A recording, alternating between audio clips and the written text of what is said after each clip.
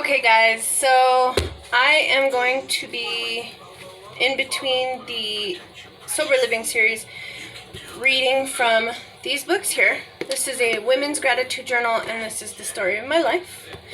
And it has multiple writing prompts. Both books have multiple writing prompts. These are things you're grateful for. And this is just a basic, story about you. So I am going to read from here first, and it's called Top 10 Time, and it is Imagine your childhood bedroom. List 10 objects you remember from the room and describe what they meant to you. So number 1 was my desk and my computer. I always did my homework on that desk, and the computer was my very first computer I ever owned, and it was one of those huge boxy computers. You have the hard drive and then the actual monitor. That thing was huge, and it lasted me so long until it finally just gave the ass, and we had to get rid of it. So, my bookshelf and the shelf above my desk always had more than just books on it. It had figurines and stuffed animals all over it. I have been a collector of stuffed animals and little figurines for as long as I can remember.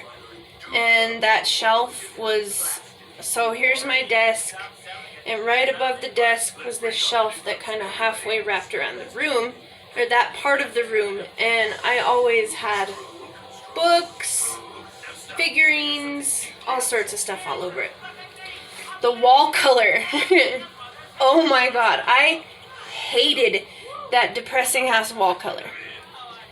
It was this dark blue that just made the whole atmosphere depressing and sad, and my stepdad always forced me to go stay in my room. That was my punishment. You're grounded, you go to your room. I was never allowed to leave unless I'd use the bathroom, get water, get something to eat, blah, blah, blah, blah, blah. And that wall color, they never changed it. They painted my brother's room. My dad let my brother paint his room. But me, I wanted to paint my room a different color because I hated that blue. It was like dark blue like this.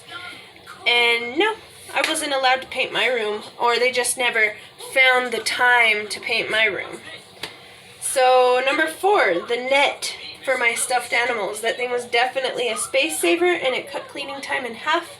It was a huge net that you put in the corner of your room or whatever, and you just throw your stuffed animals and stuff in it. That thing I wish was strong enough to hold me up, because I would always, imagine how would it feel to lay in it? It was like a hammock for toys, basically. And that thing was a big part of my room. So, the TV and game system. The TV was broken and the audio didn't work, but I still played my Xbox on it and just read the subtitles, whether it was a movie or a video game.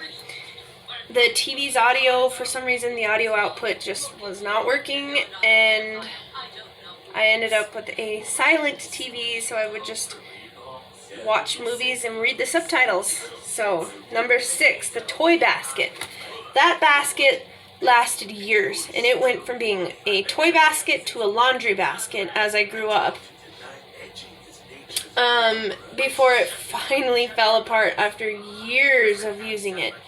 So, that toy basket was a big part of my bedroom setup, and it was a toy basket for the longest time. And then I grew up and I stopped playing with toys, and it became a laundry basket. So that thing was huge. It was like big. The whole basket itself was like that. It was a pretty big basket. Carry it around, and it was wooden and woven, not wooden. Number 7, my books, of course. I would always get lost in my books and imagine myself as a character in all of them. My books have always been most cherished to me, and they still are. And I still do that, where, I'll read a book and I'll imagine myself as a character in the book. And I still do that. I'm almost 30 years old and I still do that. Number 8, my stuffed animals. You guys, I still have stuffed animals. I'm 30 years old almost, and I still have stuffed animals. I had names for all of them, and always played out stories or situations with them, like dating or becoming rich and famous. My animals would date. When I was young, I had a huge imagination. I still do. my animals would date each other, they'd become rich or famous, and they'd be all, oh yeah, thank you so much. Stupid shit. I'm telling you guys. My imagination was wild. Number 9, of course, my bed. That thing was half comfy, half annoying. It was loud and creaky and old. Every time you'd get on it, it would make noise. Every time you'd get off of it, it would make noise. But it was so comfortable too. It was just a twin bed. Just enough for me. And I would never want to leave it, but then be annoyed by the noises that it would make when I would just shift around or move. And 10, the closet. Closet was huge, and I was able to fit my bed in it at one point. It had my desk for the longest time, because it was out of the way. You know, you could put it in the closet, close the door, that's it, it's out of the way. But then I got this urge to just put my bed in the closet, and it was actually cool. Another thing was my bookshelf was in my closet, so I could hide my things away if I wanted. And that closet actually helped me stash some of my Mary Jane. I would stash it in a little alcove. So here's the closet, the door, the jamb, where the door goes up to. And then right there was like a little cubby. I would tack a bag to the wall, and I would just put my stuff in there, in that bag.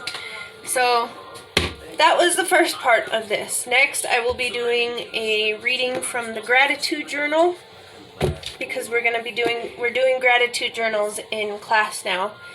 I didn't have class yesterday because both my counselors were out, which is fine because I had stuff to do yesterday, but I will be reading more from these books, the story of my life and the gratitude journal, so you guys get an idea of who I am as a person. So that was the first reading. I will do a reading every day. Try to fill one out every day at least and read it so that you guys can get an idea of who I am. So thank you guys, and I will see you in the next segment of the Sober Living series. Bye.